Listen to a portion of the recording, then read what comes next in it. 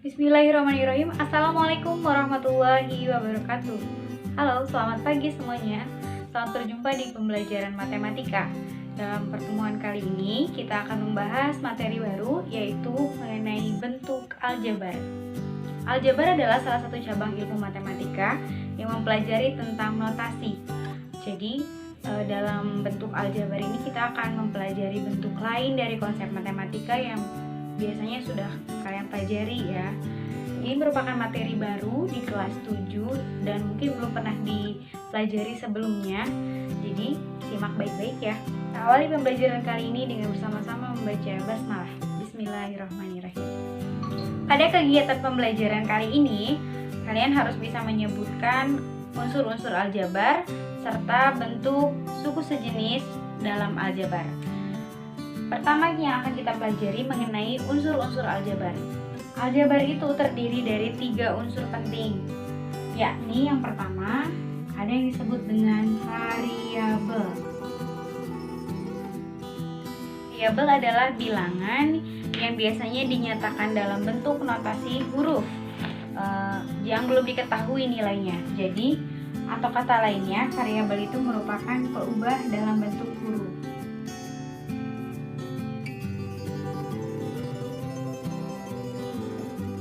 Jadi bisa dinyatakan dengan huruf mulai dari huruf A sampai dengan huruf Z. Unsur yang kedua dalam aljabar ada yang disebut dengan koefisien. Koefisien adalah bilangan yang berada tepat setelah variabel atau berada berdampingan dengan variabel.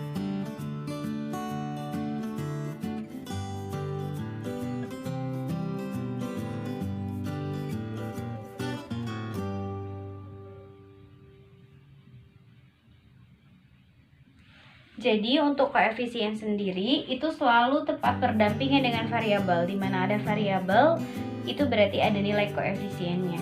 Dan untuk unsur yang ketiga ada yang disebut dengan konstanta. Konstanta adalah kebalikan dari koefisien tadi. Jika koefisien adalah bilangan yang memuat variabel, itu artinya konstanta adalah bilangan yang tidak memuat variabel.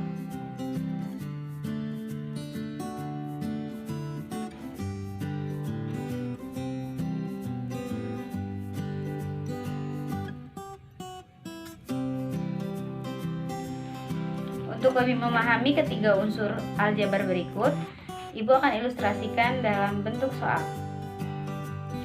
Untuk contoh yang pertama, di sini ada bentuk aljabar 2x ditambah 3. Kita akan menyebutkan unsur-unsur aljabar yang berada pada persamaan yang pertama ini atau bentuk aljabar yang pertama ini. Yang pertama, variabel. Variabel untuk bentuk aljabar pada soal nomor 1 adalah huruf X.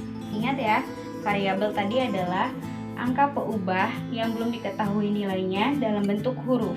Jadi, pada bentuk aljabar 2x tambah 3, maka yang disebut variabel adalah huruf X. Selanjutnya, unsur yang kedua, koefisien. Koefisien adalah angka yang berada tepat berdampingan dengan variabel, yaitu angka 2. Dan terakhir, konstanta adalah angka yang tidak memuat variabel. Itu artinya angka 3 yang tidak memuat variabel. Untuk soal nomor 2, di sini ada contoh 3B ditambah 4C kurangi 11. Ini juga termasuk aljabar karena ada konsep variabel di dalam soal, mana variabelnya di situ ada huruf B dan huruf C. Ada koefisien. Koefisien berarti kita sebutkan angka yang berada di depan huruf B adalah 3 dan angka yang berada di depan huruf C adalah 4. Dan terakhir konstanta. Konstanta adalah angka yang tidak memuat variabel. Itu artinya negatif 11.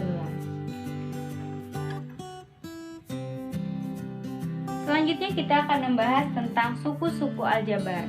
Suku-suku aljabar itu terbagi menjadi 4 macam atau lebih. Yang pertama ada yang disebut monomial. Monomial dengan nama lain suku 1. suku 1 contohnya misalkan ada X, atau kita tuliskan 2A, atau negatif 10Z, itu disebut dengan suku 1. Artinya tidak ada tanda penghubung setelah bentuk aljabar tersebut. Ada yang kedua yang disebut dengan binomial. Binomial artinya suku 2. Itu artinya bentuk aljabarnya terdiri dari 2 suku. Contoh, di sini ada angka 2x tambah 3. Ini termasuk suku 2 atau binomial. Karena ada 2 kelompok, yaitu kelompok 2x ditambah 3. Ada lagi misalkan negatif 11b tambah c. Itu juga termasuk dengan suku 2. Yang ketiga, ada yang disebut dengan trinomial. Trinomial atau suku 3 itu artinya bentuk aljabarnya memuat 3 suku. Contoh tadi 2x tambah 4y tambah 6. Ini termasuk salah satu contoh suku 3. Atau 2p kuadrat ditambah 3u ditambah 4. Itu juga termasuk suku 3. Artinya terdiri dari 3 suku. Ya. Untuk yang terakhir ada yang disebut dengan suku polinomial. Polinomial ini suku 4 atau lebih. Jadi jika bentuk aljabarnya itu lebih dari 4 suku kata, itu juga termasuk polinomial. Contoh, ini misalkan disebutkan 2p kuadrat tambah 3q tambah 5z tambah 7 tambah 10b. Ini terdiri dari berapa suku? Kita hitung 1, 2, 3, 4, dan 5. Karena terdiri dari 5 suku, maka ini juga termasuk kategori polinomial. Atau bisa juga dengan pasangan huruf yang sama, misalkan 3x kuadrat tambah 2y kurangi 5x kuadrat tambah 3y tambah 5z. Ini juga termasuk suku banyak atau polinomial. Jadi jika lebih dari 4 atau pas dengan 4, kita namakan polinomial, suku 4. Selanjutnya menentukan suku sejenis. Nah, untuk menentukan suku sejenis ini, kata kuncinya ada pada variabel. Jadi, suku aljabar dikatakan sejenis jika variabelnya sama. Contoh di sini ada suku polinomial. Kita hitung ada berapa suku untuk soal nomor 1 ini. Ada 1, 2, 3, 4, 5. Ada 5 suku, berarti ini termasuk kategori polinomial. Untuk kita mengetahui bagaimana pasangan suku sejenis dari soal nomor 1 ini, perhatikan sekali lagi variabelnya, bentuk variabel M. Jika ada juga angka yang dengan variabel yang sama, maka itu pasangan sejenisnya. Untuk variabel K, 4K di sini, ada juga pasangannya. Sehingga yang dikatakan sejenis 3M dan 10M, lalu 4K dan 7K. Negatif 5MN tidak memiliki pasangan karena tidak ada suku sejenis yang sama dengannya. Sehingga pasangan suku sejenisnya ada 2 pasang, 3M dengan 10M, 4K dengan 7K. Contoh berikutnya masih tentang suku sejenis. Di sini ada juga suku banyak atau polinomial dengan 1, 2, 3, 4, 5, 6 dengan 6 suku. Kita akan tentukan bagaimana pasangan suku sejenisnya. Tapi sebelumnya untuk mengecek pemahaman kalian, kita sebutkan dulu variabelnya. Untuk variabel pada bentuk aljabar berikut ada A kuadrat B, lalu ada variabel B. Untuk koefisiennya, untuk A kuadrat, koefisiennya adalah 8. Untuk A kuadrat B, koefisiennya adalah negatif 4. untuk A kuadrat yang kedua ini koefisiennya adalah negatif 10. Untuk A kuadrat B, koefisiennya angka 1. Meskipun tidak ditulis ya. Selanjutnya, untuk koefisien variabel B ada angka 7. Apakah pada bentuk aljabar berikut ini memiliki konstanta? Tepat, ada konstantanya, yaitu angka yang tidak memuat variabel, yaitu angka 4. Selanjutnya, kita cari pasangan suku sejenisnya. Ingat, kata kuncinya untuk mencari pasangan suku sejenis, variabelnya harus sama. 8A pangkat 2 atau A kuadrat ternyata memiliki pasangan di negatif 10A kuadrat karena sama-sama memiliki variabel A kuadrat. Negatif 4A kuadrat B juga memiliki pasangan di sini ada A kuadrat B.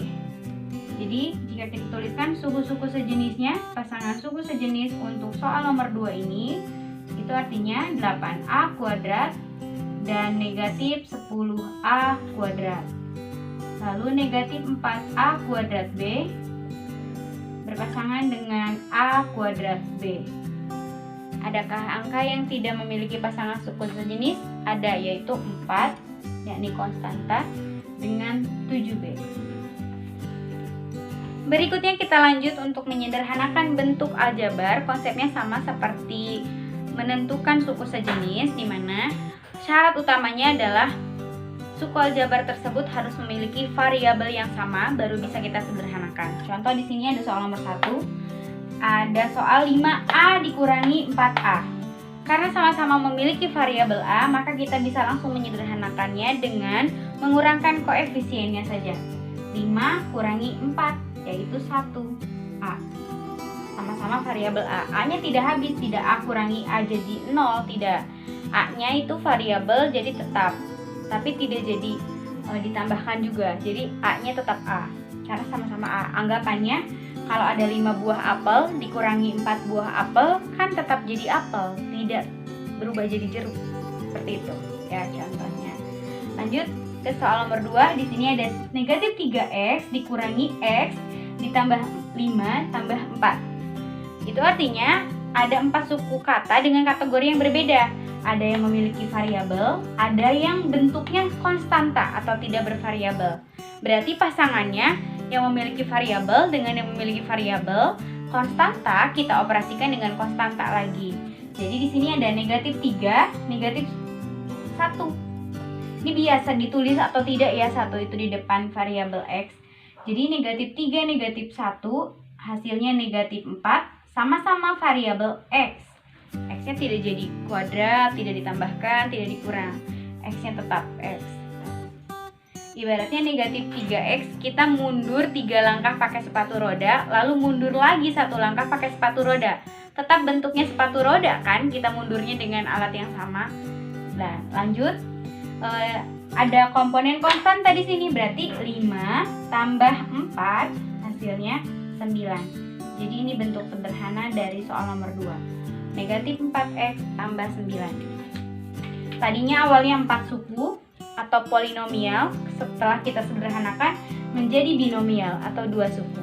Itu bisa terjadi ya. Selanjutnya soal nomor 3.